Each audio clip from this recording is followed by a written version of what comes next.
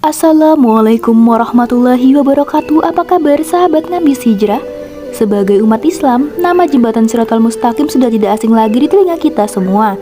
Jembatan tersebut merupakan penghubung antara surga dan neraka. Tentu saja sulit membayangkan bagaimana perwujudan jembatan tersebut. Sebab para ulama menyebutkan bahwa titiannya sekecil rambut yang dibelah menjadi 7. Jika sang penghubung surga dan neraka sekecil itu, bagaimana kita bisa melewatinya? Tak akan bisa dibayangkan dengan akal sehat. Akan tetapi, dengan kekuasaan Allah Subhanahu wa Ta'ala, tentu saja akan ada orang yang mampu melewatinya. Terlepas dari cara bagaimana melewatinya, ada baiknya kita simak terlebih dahulu video ini hingga akhir agar tidak salah paham.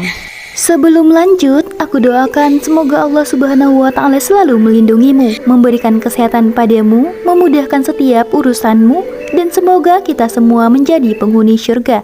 Yang like dan subscribe, semoga diberikan kelancaran dalam rezekinya. Setidaknya sobat Ngabis Hijrah, cobalah tuliskan sholawat kepada baginda Nabi besar Muhammad SAW di kolom komentar. Insya Allah dapat menjadi bukti kecintaan kita untuk mendapatkan syafaatnya kelak di akhirat. Sahabat Ngabis Hijrah, nama jembatan Shiratal Mustaqim berasal dari bahasa Arab Sirat Mustaqim. Nama tersebut juga banyak terkandung dalam Al-Quran, bahkan hampir setiap waktu diucap umat muslim. Misalnya saja pada saat membaca surat Al-Fatihah pada kalimat Ihdinas Shiratal Mustaqim. Jika diterjemahkan akan berarti tunjukkanlah kami pada jalan yang lurus. Secara harfiah, Shiratal Mustaqim memiliki makna jalan yang lurus atau bisa diartikan sebagai jembatan yang lurus. Umat muslim pun meyakini dan mempercayai bahwa jembatan tersebut terbentang di atas neraka, di mana ujung dari jembatan tersebut merupakan surga. Tajamnya melampaui pedang. Peristiwa melewati jembatan Shiratal Mustaqim bahkan adalah salah satu peristiwa yang pasti dialami oleh manusia. Bukan hanya dari golongan orang biasa, bahkan para nabi juga akan melewatinya. Titian tersebut digambarkan dengan sebuah garis yang sangat tipis, bahkan lebih tipis dari rambut.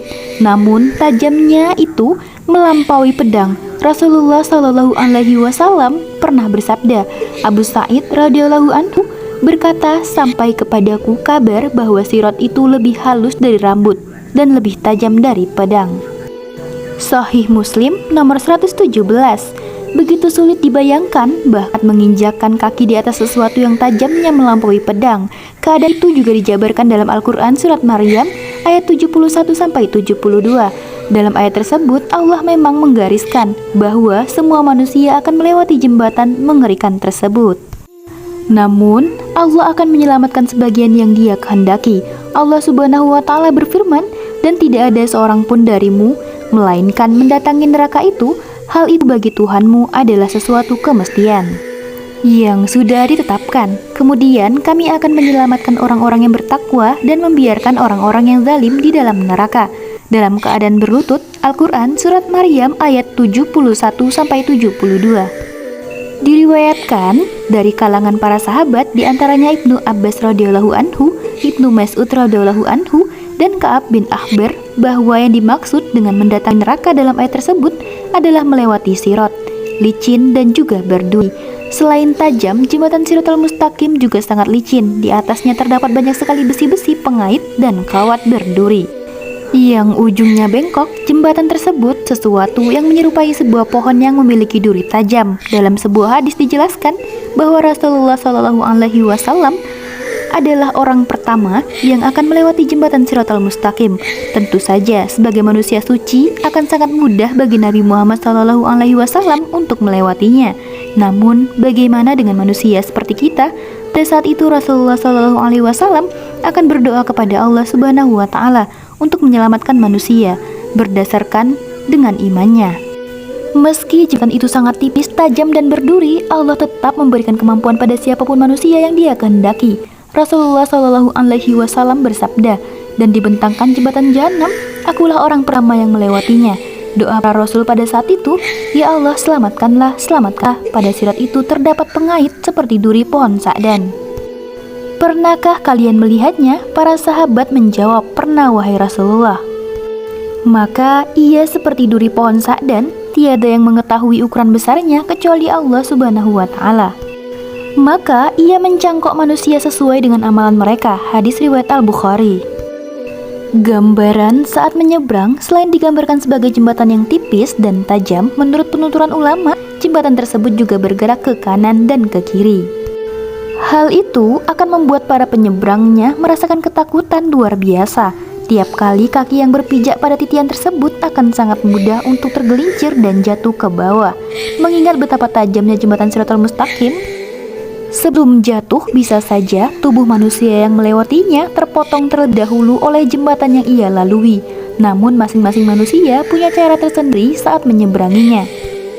Digambarkan ada yang menyeberang dengan begitu cepat seperti kedipan mata, ada pula yang merangkak namun selamat. Rasulullah Shallallahu Alaihi Wasallam bersabda, orang mukmin berada di atas sirat, ada yang secepat kedipan mata, ada yang secepat kilat, ada yang secepat angin, ada yang secepat kuda yang kencang berlari, dan ada pula yang secepat pengendara. Maka ada yang selamat setelah tati-tati, dan ada pula yang dilemparkan ke dalam neraka. Mereka yang paling terakhir merangkak secara pelan-pelan, hadis riwayat muttafaqun alaih. Membedakan antara orang beriman dan orang munafik seperti dijelaskan sebelumnya, orang yang menyeberangi jembatan Shiratal Mustaqim memiliki cara yang beragam. Ada yang secepat kilat, ada yang seperti naik kuda, ada yang tertatih-tatih namun akhirnya selamat, ada pula yang tercabik-cabik hingga akhirnya terjatuh ke dalam neraka. Menurut Rasulullah Shallallahu Alaihi Wasallam, saat peristiwa tersebut terjadi, para nabi dan malaikat juga sibuk mendoakan orang-orang yang beriman.